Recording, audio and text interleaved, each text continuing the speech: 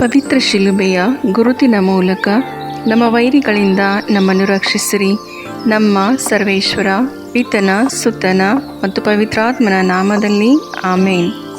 ಓ ಯೇಸುವಿನ ಪವಿತ್ರ ಹೃದಯವೇ, ಸಂತ ಕನ್ಯಾಮರಿಯಮ್ಮನವರ ನಿಷ್ಕಳಂಕ ಹೃದಯದ ಮೂಲಕ ಮತ್ತು ನಿಮಗೆ ಅತಿ ಪ್ರಿಯರಾದ ಸಂತ ಜೋಸೆಫರ ಮಧ್ಯಸ್ಥಿಕೆಯ ಮೂಲಕ ನನ್ನ ಇಂದಿನ ದಿನವನ್ನು, ಎಲ್ಲ ಕೆಲಸ ಕಾರ್ಯಗಳನ್ನು, ವಿದ್ಯಾಭ್ಯಾಸವನ್ನು, ಪ್ರಯಾಣವನ್ನು, ಇಂದಿನ ಅನುಭವಗಳನ್ನು, ಆರೋಗ್ಯವನ್ನು, ನನ್ನ ಕುಟುಂಬದ ಸದಸ್ಯರನ್ನು, ಬಂಧು ಮಿತ್ರರನ್ನು, ನೆರೆಹೊರೆಯವರನ್ನು, ನಾನು ಸಂಧಿಸುವ ವ್ಯಕ್ತಿಗಳನ್ನು ನಿಮಗೆ ಅರ್ಪಿಸುತ್ತೇನೆ. ನಾನು ಆಡುವ ಮಾತು, ಮಾಡುವ ಆಲೋಚನೆಗಳು, ತೆಗೆದುಕೊಳ್ಳುವ ನಿರ್ಧಾರಗಳನ್ನು ಆಶೀರ್ವದಿಸಿ ಅವುಗಳಿಗೆಲ್ಲ ನೀವೇ ಪ್ರೇರಣೆಯಾಗಿರಿ. ಇಂದಿನ ದಿನ ನಿಮ್ಮ ಸುರಕ್ಷತಾ ಕವಚವನ್ನು ನನ್ನ ಮೇಲೆ ಇರಿಸಿ ಸಕಲ ಕೇಡುಗಳಿಂದ ನನ್ನನ್ನು ಕಾಪಾಡಿರಿ. ದಿನದ ಪ್ರತಿ ಗಂಟೆಯಲ್ಲಿಯೂ ನನ್ನೊಂದಿಗೆ ಇದ್ದು ನನ್ನನ್ನು ಕೈ ಹಿಡಿದು ನಡೆಸಿರಿ. ಆಮೇನ್. ಸಂತ ಲೂಕನು ಬರೆದ ಸುಸಂದೇಶದಿಂದ ವಾಚನ.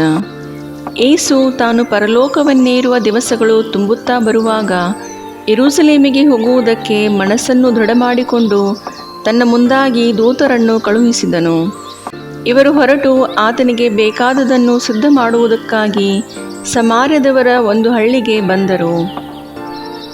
ಆದರೆ ಆತನು ಯೆರೂಸಲೇಮಿಗೆ ಹೋಗುವವನಾಗಿದ್ದರಿಂದ ಆ ಸಮಾರ್ಯದವರು ಆತನನ್ನು ಸೇರಿಸಿಕೊಳ್ಳಲಿಲ್ಲ. ಆತನ ಶಿಷ್ಯರಾದ ಯಾಕೋಬ, ಯೋಹಾನರು ಇದನ್ನು ಕಂಡು, ಸ್ವಾಮಿ, ಆಕಾಶದಿಂದ ಬೆಂಕಿ ಬಿದ್ದು ಇವರನ್ನು ನಾಶ ಮಾಡಲಿ ಎಂದು ನಾವು ಹೇಳುವುದಕ್ಕೆ ನಿನಗೆ ಮನಸ್ಸುಂಟೋ ಎಂದು ಕೇಳಲು ಆತನು ತಿರುಗಿಕೊಂಡು ಅವರನ್ನು ಗದರಿಸಿದನು. ಆಗ ಅವರೆಲ್ಲರೂ ಬೇರೆ ಹಳ್ಳಿಗೆ ಹೋದರು. ಪ್ರಭು ಕ್ರಿಸ್ತರ ಶುಭ ಸಂದೇಶವಿದು.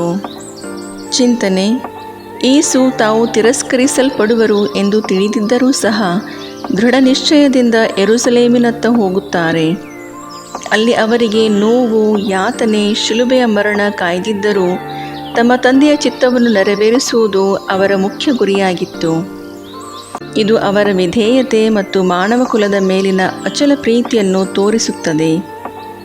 ಏಸುವಿನಲ್ಲಿ ಅಗಾಧ ಶಕ್ತಿ ಇರುವುದನ್ನು ತಿಳಿದಿದ್ದ ಯಾಕೋಬ ಮತ್ತು ಯೋಹಾನರು ಸಮಾರ್ಯದವರು ಯೇಸುವನ್ನು ಸ್ವೀಕರಿಸದೇ ಹೋದಾಗ ಆ ಜನರನ್ನು ನಾಶ ಮಾಡುವ ಆಲೋಚನೆ ಮಾಡುತ್ತಾರೆ.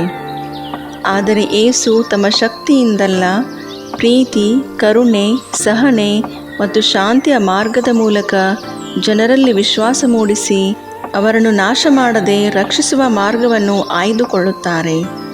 ನಾವು ನಮಗೆ ನೋವು ಉಂಟು ಮಾಡುವವರನ್ನು ಶಪಿಸದೆ ಅವರನ್ನು ಕ್ಷಮಿಸಿ ಪ್ರೀತಿಸಬೇಕೆಂದು ಏಸು ತೋರಿಸಿಕೊಡುತ್ತಾರೆ. ಪ್ರಾರ್ಥಿಸೋಣ. ಪ್ರೀತಿಯ ತಂದೆಯೇ, ನಿಮ್ಮ ಮಗನಿಗೆ ನೀವು ಸರ್ವಶಕ್ತಿಯನ್ನು ನೀಡಿದರೂ ಅವರು ಅದನ್ನು ದುರುಪಯೋಗಪಡಿಸಿಕೊಳ್ಳದೆ ಬೇರೆಯವರ ಒಳಿತಿಗಾಗಿ, ರೋಗ ಸೌಖ್ಯಕ್ಕಾಗಿ, ಪುನರ್ಜೀವನ ಕೊಡುವುದಕ್ಕಾಗಿ, ನಿಮ್ಮ ರಾಜ್ಯವನ್ನು ಭೂಮಿಯಲ್ಲಿ ಸಾರುವುದಕ್ಕಾಗಿ ಉಪಯೋಗಿಸಿದರು. ನಾವು ಸಹ ನಿಮ್ಮ ಕುಮಾರರಂತೆ ವಿಧೇಯರಾಗಿ ಜೀವಿಸಲು, ನಮಗೆ ತಪ್ಪು ಮಾಡಿದವರನ್ನು ಕ್ಷಮಿಸಿ ಪ್ರೀತಿಸಲು, ಕೋಪದ ಬದಲಾಗಿ ಕರುಣೆಯನ್ನು, ತೀರ್ಪಿಗೆ ಬದಲಾಗಿ ಕ್ಷಮೆಯನ್ನು ಆರಿಸಿಕೊಳ್ಳಲು ನಿಮ್ಮ ಕೃಪೆಯನ್ನು ನಮಗೆ ನೀಡಿರಿ. ಹಾಗೆಯೇ ನಾವು ಸಹ ಸ್ವರ್ಗರಾಜ್ಯದ ಮೌಲ್ಯಗಳನ್ನು ನಮ್ಮ ಜೀವನದಲ್ಲಿ ಅಳವಡಿಸಿಕೊಳ್ಳಲು ಪವಿತ್ರಾತ್ಮರ ಶಕ್ತಿಯ ಸಹಾಯವನ್ನು ನಮಗೆ ನೀಡಿರಿ. ನಮ್ಮ ಪ್ರಭು ಯೇಸು ಕ್ರಿಸ್ತರ ಮುಖಾಂತರ. ಆಮೇನ್.